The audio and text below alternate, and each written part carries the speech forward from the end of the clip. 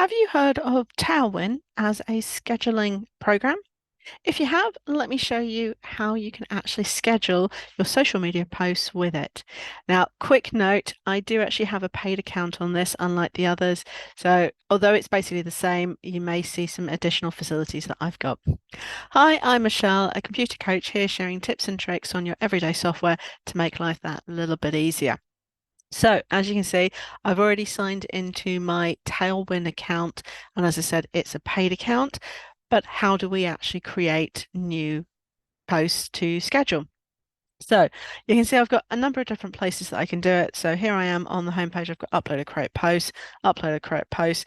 But let me show you by going over to the left-hand side and the create option, which then changes the screen to be the create command. Now, one of the things that's actually different about Tailwind is it's very much designed or it's approved to be a Pinterest one. So if you're going big on Pinterest, Tailwind might be your preferred option. However, this actually also lets you create multiple posts across the different platforms from sort of one idea. So let me show you how. If you've got some images that you've already that you want to do, I can drag or drop or browse. So let me go and select one. Let's go to downloads and select an image. So I can add my own images in that I've already done. You can see as soon as an image is there, it starts creating it because it's set as the default for pins and the pins always have an image. That's why it's asking to do that. The other thing I can do is I can actually add a URL. So for example, when I'm doing it for my blogs, I quite often add the URL of a blog in. Let's choose an old one. And it's now going to go and look at the web page. So it must be a published page, not one that's scheduled to publish. And it's going to go and check and find the images. Now, my experience has been so many of the images that I put on the website, on the blog itself, when I select them, I then actually it adds it into the top, but then I get a message saying that it's not good enough to actually use as an image. Oh, okay, there you go. It has done it, but can you see there's a little red exclamation icon? So it's telling me that it's smaller than recommended, and that's what most of the images that are on my website is. So I usually delete those, and I do leave the web address because it comes in useful for other bits, but I can click over to stock photos and I can actually say, let's say, scheduling and I can go and search for some stock photos, which are generally the right size and the right type of image to use it. It now gives me a load of options, and I can choose pretty much as many as I want. So let's say I want that one because it's got a computer keyboard in, and I can scroll. Let's choose another one. Now, how many to choose depends on what you want to do.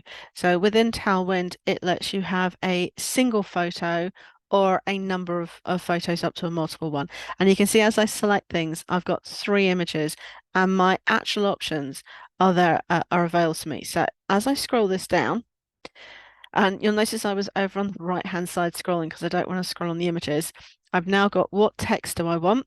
And because I pasted in or I selected a web address, it's actually taken the title of that pin, of that blog post and added that in for me. I've got what font do I want? I can also choose color palettes. I've got a standard one, and then it also gives me a number of choices. It starts with the images that I've picked and lets me choose those colors. So if I want, let's say the purpley one, you can see it's changing things. And then I've got a whole bunch of trends and options to choose from. So let's scroll. Let's click on the X close color palette. And then I've also got my branding entered so I can have a website or the brand name or I can have the logo. And as I choose that, depending on the images, you can see it's actually got then my brand. And if I click over and choose the logo, it takes off the web address in this case and actually adds my logo instead. So I've got all these options just to set everything up.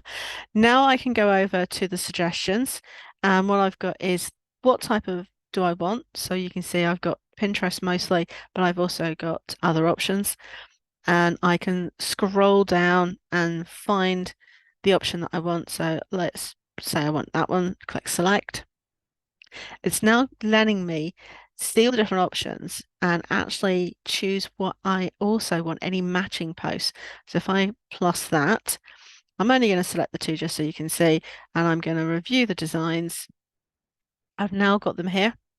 Let's say I'm okay with that. You can see I've got two types of posts, which is a pin and a feed. So you can see it saved that, and I'm going to click go to schedule.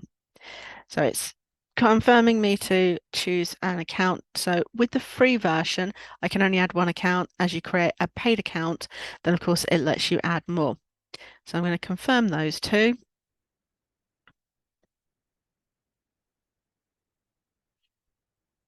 And now it's setting everything up for me.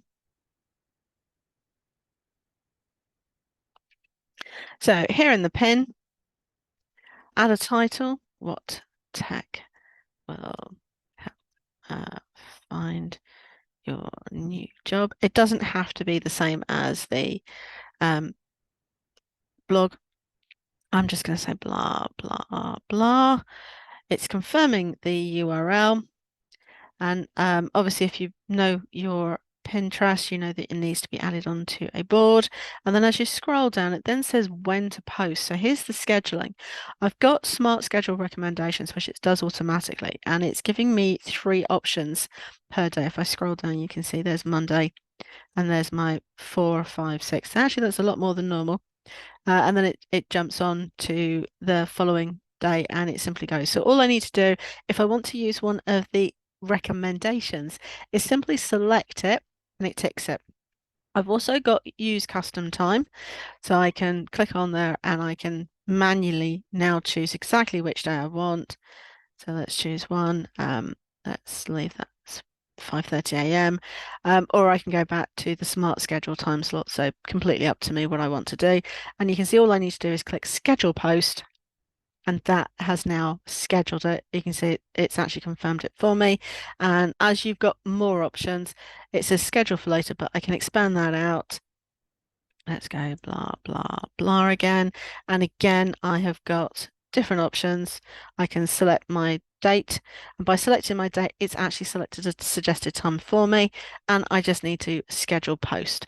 So with Tailwind, it then gives me options to create more than just one post at a time across multiple platforms and just suggests automatically particular dates or recommended dates and time slots to go in. And that's all I need to do to schedule from Tailwind. If you found this video useful, please remember to give it a thumbs up on the video. And if you'd like to be notified as new videos become available, then click that subscribe button and remember to click the notification bell. See you next time.